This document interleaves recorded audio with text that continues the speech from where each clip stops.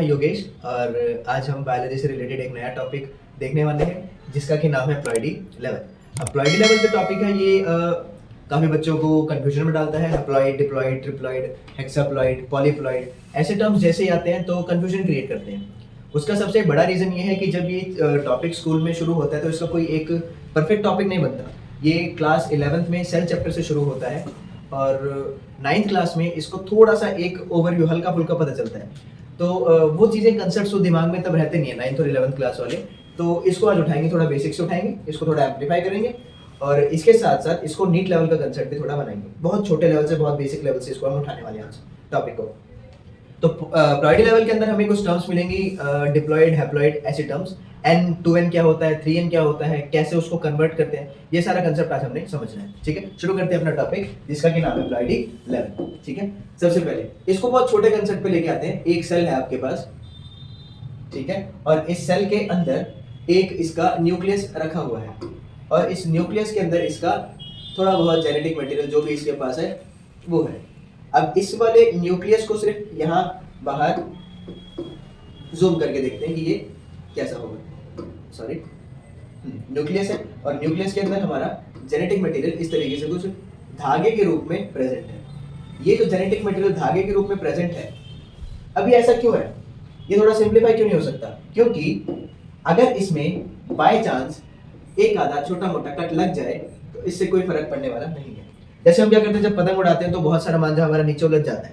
अब जो मांझा पूरा उलझ गया उसको अगर आप देखोगे उलझाने के बाद में उसमें कहीं एक आधे कट लगाओगे तो उससे कोई फर्क नहीं पड़ने वाला, क्योंकि वो एक दूसरे के अंदर इतने ज्यादा अच्छे से कॉइल हो चुके हैं सारे धागे कि एक दो कट लगने से वो उसका स्ट्रक्चर ब्रेक डाउन नहीं होने वाला। सेम तो जेनेटिक मटेरियल अगर पूरा गुच्छा बन के पड़ा हुआ है तो उसको कोई दूसरा एंजाइम जल्दी से ब्रेक डाउन नहीं कर पाता। इसी वजह से ये इस फॉर्म में प्रेजेंट है। लेकिन गड़बड़ तब आती है जब इस जेनेटिक मटेरियल को आगे दो डॉटर सेल्स में बांटना पड़े। दो डॉटर सेल्स में बांटने के लिए इसको बराबर बराबर बांटना पड़ेगा। तो इसको थोड़ा सा सिंप्लीफाई किया जाता है। सिंप्लीफाई कैसे करते हैं देखिए, तो ये जो हमारे पास जेनेटिक मटेरियल है इसके अंदर, इसको सिंप्लीफाई करके थोड़ा सा इस शेप में ढाला जाता है। तो हमने इसको क्या किया है, सिंप्लीफाई किया। लेकिन एक मोर बायोलॉजिकल वर्ड जो कि आपकी टेक्स्ट बुक में आपको मिलेगा वो है क्या, कि इसको हमने क्या किया है, कंडेंस किया है। तो अंदर जो जेनेटिक मटेरियल प्रेजेंट है, शुरुआत में ये क्या था, शुरुआत में इसका नाम था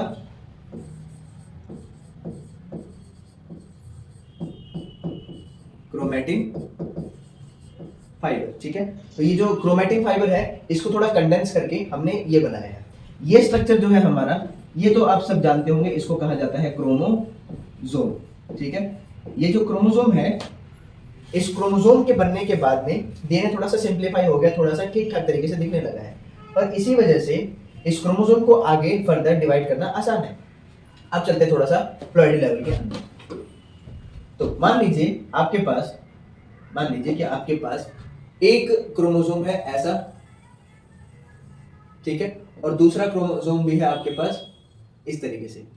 ठीक है, सेल के अंदर जितना जेनेटिक मटेरियल था उतने जेनेटिक मटेरियल के अकॉर्डिंग उसके पास ये 4 क्रोमोसोम बनाने की क्षमता थी। उसकी कैपेसिटी थी कि ऐसे 4 क्रोमोसोम वो बना सके। ठीक है, ऐसा कुछ। ठीक है, तो उसके पास कैपेसिटी थी ऐसे 4 क्रोमोसोम वो बना सकता था। तो ये 2 क्रोमोसोम एक जैसे दिखाई दे रहे हैं और ये 2 क्रोमोसोम एक जैसे दिखाई दे रहे हैं। जो एक जैसे दिखाई देते हैं क्रोमोसोम्स, उनको कहा जाता है, जैसे ये 2 है, इन दोनों को कहा जाएगा होमोलोगस क्रोमोसोम्स। ठीक है, इसको कहा जाता है, या ऐसे 2 क्रोमोसोम जो एक जैसे दिखाई देते हैं इनको कहा जाता है होमोलोगस क्रोमोसोम। लेकिन अगर आप इसको और इसको आपस में कंपेयर करें, अगर आप एक ये क्रोमोसोम और एक ये क्रोमोसोम इनको आपस में कंपेयर करेंगे तो ये एक जैसे नहीं है।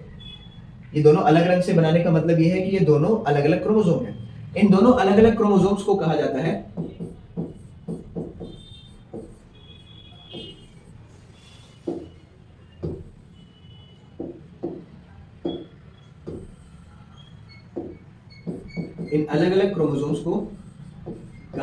हेटेरोलोगस क्रोमोसोम्स।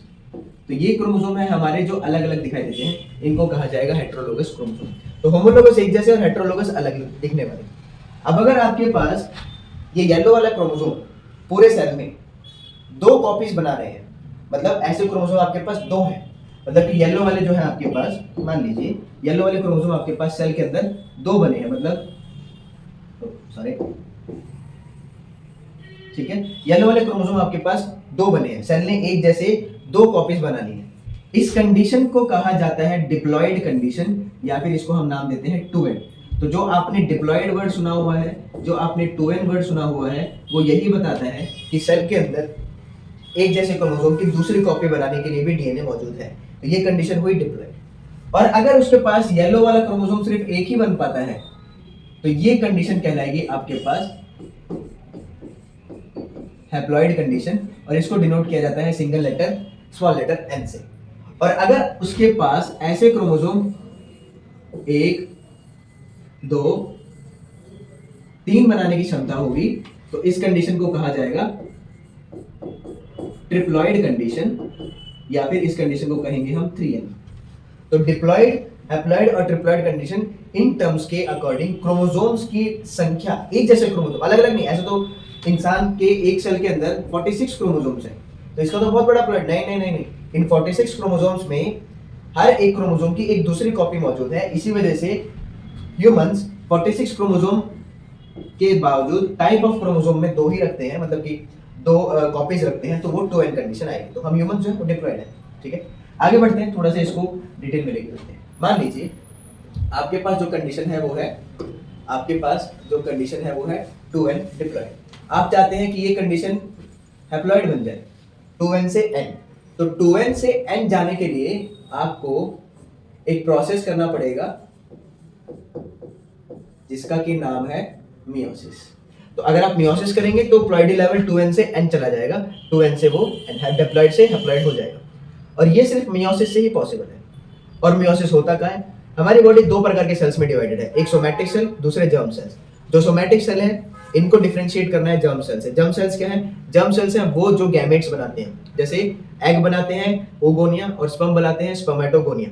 तो ओगोनिया और स्पर्मेटोगोनिया ये आगे जर्म सेल्स, इनमें मियोसिस होगा। और ये जो सेल जितने भी बचे हैं, चाहे इसके अंदर हड्डियों का सेल हो, पेनक्रियास का सेल हो, लिवर का सेल हो, टंग का सेल हो, रेटिना हो, कान का कोई सेल हो, स्किन का सेल हो, कार्टिलेज हो, बोन्स हो, रेड ब्लड सेल हो, कुछ भी हो, ये सारे के सारे आएंगे सोमैटिक सेल में। और ये सेल्स जर्म सेल्स आएंगे हमारे पास जो गैमेट्स फॉर्म कर सकते हैं वो। अब जो गैमेट्स फॉर्म करते हैं जर्म सेल्स, उनके अंदर होता है मियोसिस, और बाकी इन सब सेल्स के अंदर होता है माइटोसिस। ठीक है, तो 2n से n जाने का जो प्रोसेस है हमारे पास वो है क्या? मियोसिस। अब कोई पूछेगी सर n से 2n कैसे जाए? तो n से 2n जाने का भी तरीका है। कैसे? जो n है हमारे पास, उसका एक एग्जांपल है हमारे पास ह्यूमन एग। तो जो ह्यूमन एग होता है ये हैप्लॉइड कंडीशन में होता है। और same goes for human sperm. जो ह्यूमन स्पर्म होता है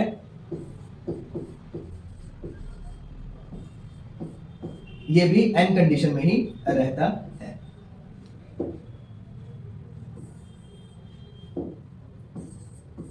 ठीक है, तो ह्यूमन एग जो है वो भी हैप्लॉइड कंडीशन, ह्यूमन स्पर्म जो है वो भी हैप्लॉइड कंडीशन। अब आप लोग क्या करें, एक एग को एक स्पर्म के साथ फ्यूजन कराएं। ठीक है, तो जिस प्रोसेस की हम बात कर रहे हैं वो है फ्यूजन ऑफ गैमेट्स। तो फ्यूजन ऑफ गैमेट्स वाला जो प्रोसेस है ना, ये प्लॉइडी लेवल हैप्लॉइड से आपको डिप्लॉइड तक लेके जा सकता है। तो हैप्लॉइड से डिप्लॉइड तक लेके जाने वाला जो प्रोसेस है वो है फ्यूजन ऑफ गैमेट्स, और डिप्लॉइड से हैप्लॉइड तक लेके आने वाला प्रोसेस है मियोसिस। ठीक है, तो ये प्रोसेस रहा हमारे पास इंटर कन्वर्जन का, कि हैप्लॉइड से डिप्लॉइड और ट्रिप्लॉइड कैसे जा सकते हैं वो। ठीक है, अब थोड़ा सा आगे बढ़ते हैं। ये हमारे पास वही डायग्राम है, आप अगर ध्यान से देखेंगे तो ये डीएनए है पूरा, डबल हेलिक्स स्ट्रक्चर। अब डीएनए का डबल हेलिक्स स्ट्रक्चर जो है ये आपके सामने मौजूद है। आपका होमवर्क क्या है कि इस डबल हेलिक्स स्ट्रक्चर को दिया किसने था ये आपको कमेंट बॉक्स में बताना है। ठीक है, तो ये डबल हेलिक्स स्ट्रक्चर जो है डीएनए का, इसको अगर आप देखोगे, यहाँ देखो हिस्टोन प्रोटीन्स के ऊपर वाइंड अप कर रखा है। ये जो आपको पिंक कलर के दिखा रखे हैं ये इनको कहा जाता है हिस्टोन प्रोटीन। तो हिस्टोन प्रोटीन जो है उनके ऊपर डीएनए जो है वो वाइंड अप हो रखा है। अब डीएनए वाइंड अप होता हुआ आया, ये फिर न्यूक्लियोसोम मॉडल और फिर आगे इसको सोलेनॉइड मॉडल बहुत सारे एक्सपीरियंस में लेके जाते हैं, तो फिर ये और ज्यादा अच्छे से घूमता है, और कॉइलिंग होती है, इंटर कॉइलिंग होती है, सुपर कॉइलिंग होती है, हाइपर कॉइलिंग होती है, लास्ट में ये बन के आता है ऐसा क्रोमोसोम। अब यही प्रोसेस हमने कंडेंसेशन में देखा था। चलिए आगे चलते हैं। अब हमारे पास एक क्वेश्चन है प्लॉइडी लेवल से रिलेटेड कि mark the odd one out with respect to the ploidy level. तो कॉटिलेडॉन, डिप्लॉइडी, ये जो ऑप्शन दे रखे हैं इनको अभी समझने के लिए थोड़ा सा हम अंदर पहुंचते हैं अपने एक कंसेप्ट में, तभी इनको हम आंसर कर पाएंगे। जो हमारा कंसेप्ट है वो है क्या? वो कंसेप्ट है हमारा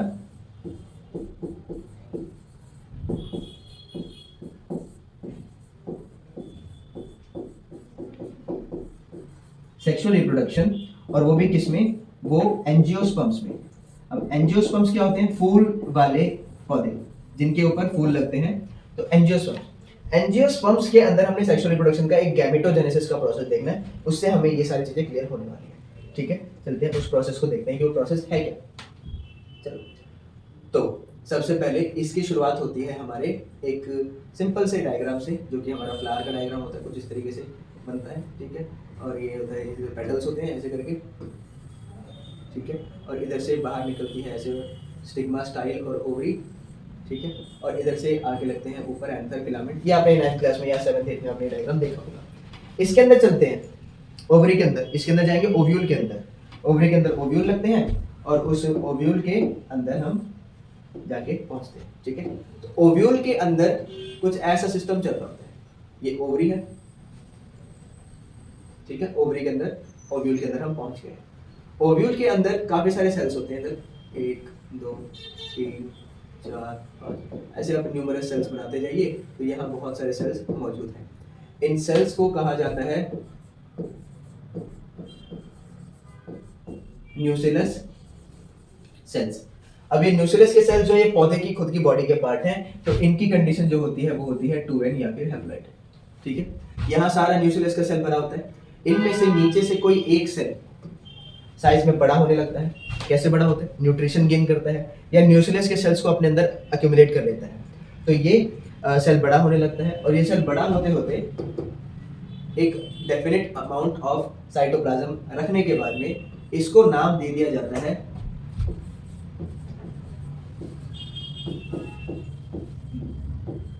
मेगास्पोर मदर सेल। ठीक है, अब देखो यहाँ कंफ्यूजन होती है। आप बोलोगे सर न्यूक्लियस के बहुत सारे सेल्स को खा गया, फ्यूजन कर लिया। नहीं, उसने उसको भरा है अपने अंदर, उसका साइटोप्लाज्म भरा है, फ्यूजन नहीं करा है। फ्यूजन करता तो इसका प्लॉइडी लेवल चेंज हो जाता, इसने फ्यूजन नहीं किया, तो न्यूक्लियस के सेल्स 2n थे, तो ये मेगास्पोर मदर सेल भी हमारे पास कैसा है? ये भी हमारे पास 2n है। अब ये सेल यहाँ क्या करता है? लेके आते हैं इसको थोड़ा सा डायग्राम में बाहर, ये। ठीक है, यहाँ जो ये मेगास्पोर मदर सेल है, इसके अंदर होता है एक डिवीजन जिसमें बनते हैं 4 सेल्स। ठीक है, 1 सेल, 2 सेल, 3 और ये हो गए 4। इन चारों सेल्स को कहा जाता है मेगा स्पोर्स। अब मेगास्पोर मदर सेल है, तो वो जन्म किसको देगा? मेगास्पोर को देगा। जो उसका मदर सेल है, तो वो जन्म किसको देगा? मेगास्पोर को देगा। 3 मेगास्पोर ये मर जाते हैं, इनको कहते हैं डीजेनरेटिंग मेगास्पोर्स। एक बचता है, उसको कहते हैं फंक्शनल मेगास्पोर। लेकिन एक चीज सुनना, ये जो प्रोसेस हुआ है ना, इस प्रोसेस का नाम है मियोसिस।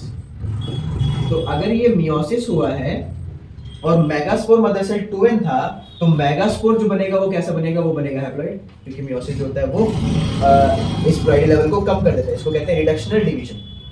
आगे बढ़ते हैं, इस मेगास्पोर को आगे ले जाते हैं। अब ये मेगास्पोर हमारा यहाँ मौजूद है। ठीक है, इस मेगास्पोर के अंदर माइटोसिस होता है, ये 2 बनते हैं।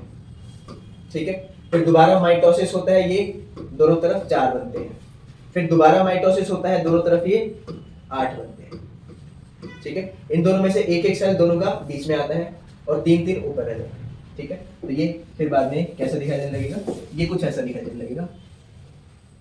ये ऊपर 3 सेल, ठीक है, नीचे 3 सेल, और कुछ सेल्स 2 हुए, सॉरी न्यूक्लिय होते हैं टू बी एग्जैक्ट देखा जाए तो, लेकिन हम थोड़ा सा प्लॉइडी लेवल में रहते हैं। ठीक है, तो ये इस तरीके से। तो ये जो नीचे के 2 सेल्स हैं, ठीक है, इन 2 सेल्स को कहा जाता है साइनर्जिड, ये हम जब हमारा चैप्टर शुरू होगा sexual reproduction in flowering plants, तब हम इन सब का फंक्शन पढ़ने वाले हैं। और ये जो सेल यहाँ आपको दिखाई दे रहा है, इस सेल को कहा जाता है एग सेल, ठीक है। ऊपर के जो 3 सेल्स हैं, इन 3 सेल्स को कहा जाता है एंटीपोडल्स, और बीच के ये 2 सेल जो हैं, ये सेल नहीं होते, न्यूक्लियस होते हैं, इनको कहा जाता है पोलर न्यूक्लियस। अब समझना, ये सारे के सारे मेगास्पोर से बने हैं माइटोसिस करके, तो ये भी एन होगा, ये भी एन होगा, ये भी एन होगा, ये भी एन और एन सो ऑन। तो एक्सेल कैसा हुआ, एक्सेल भी एन हुआ हैप्लॉइड। साइनर्जिड कैसे हुआ, ये भी कैसे हुए हैप्लॉइड। पोलर न्यूक्ली, एक पोलर न्यूक्ली एन होगा, दूसरा भी एन होगा, और एंटीपोडल, ये एंटीपोडल्स भी कैसे हो गए, हैप्लॉइड हो गए, एन हो गए। अब क्या होता है, जब इसके अंदर एंट्री होती है पोलन ट्यूब की, तो पोलन ट्यूब जब इधर से एंटर करती है, ठीक है, तो उसके अंदर से 2 मेल गैमेट निकलते हैं, एक ये और एक दूसरा मेल गैमेट ये, ठीक है। पहला मेल गैमेट जो है वो भी हैप्लॉइड है, दूसरा मेल गैमेट जो है वो भी हैप्लॉइड है। अब थोड़ा सा आगे बढ़ते हैं, ठीक है। जो फर्स्ट मेल गैमेट है,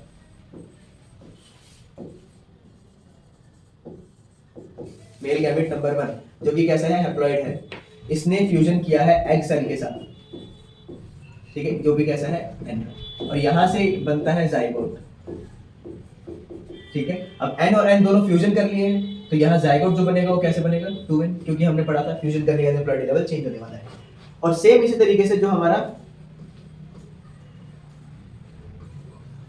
मेल गैमेट नंबर 2 है, इसका फ्यूजन होगा किसके साथ, इसका फ्यूजन होगा 2 पोलर न्यूक्लियाई के साथ, ठीक है। तो मेल गैमेट जो था वो n था, पोलर न्यूक्लियाई हमारे पास एक n है और दूसरा पोलर न्यूक्लियाई भी n है, और यहाँ बनने वाला है एंडोस्पर्म।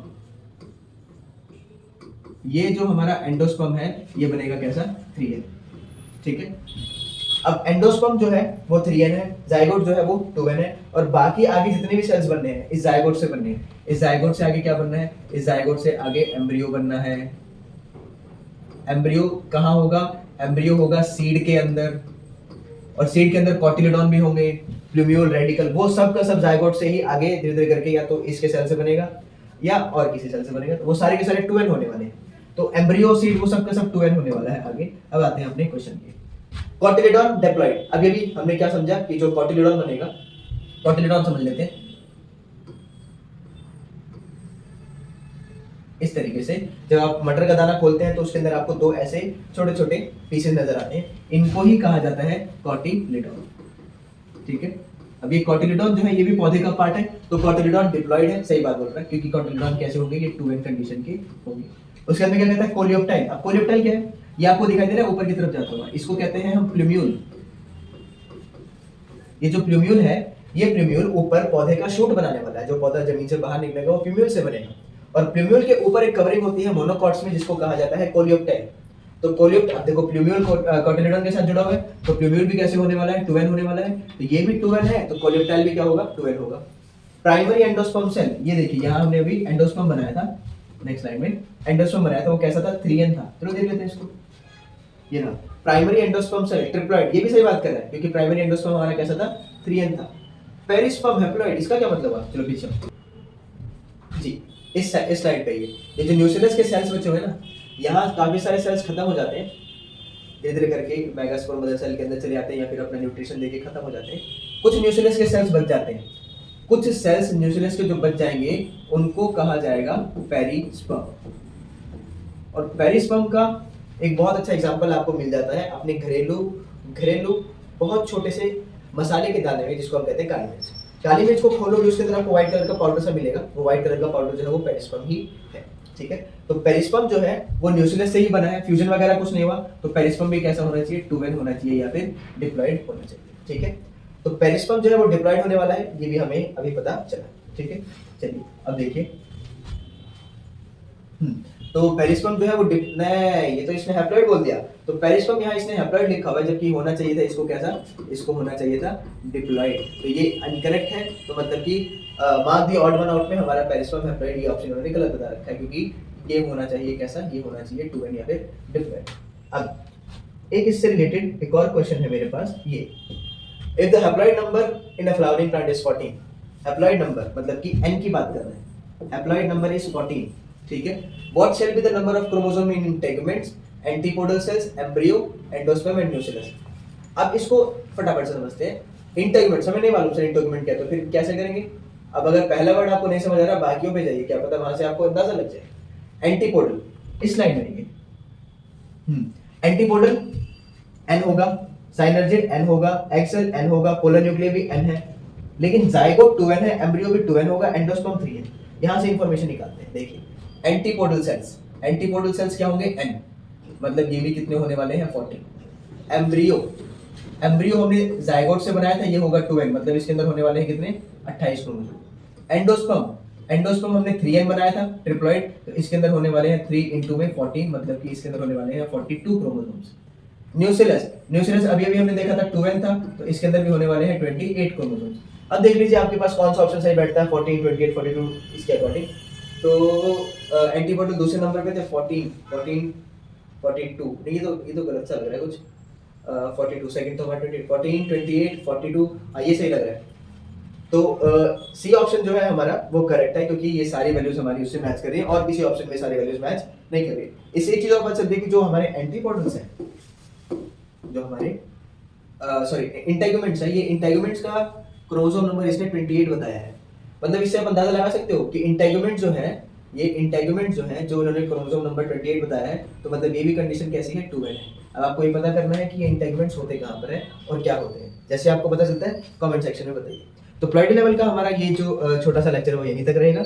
आगे के लेक्चर्स में हम कुछ और टॉपिक्स उठाएंगे बायोलॉजी से रिलेटेड, जो कि आपको हेल्प करेंगे आपके अपकमिंग एग्जाम्स में और बोर्ड एग्जाम्स में। Thank you.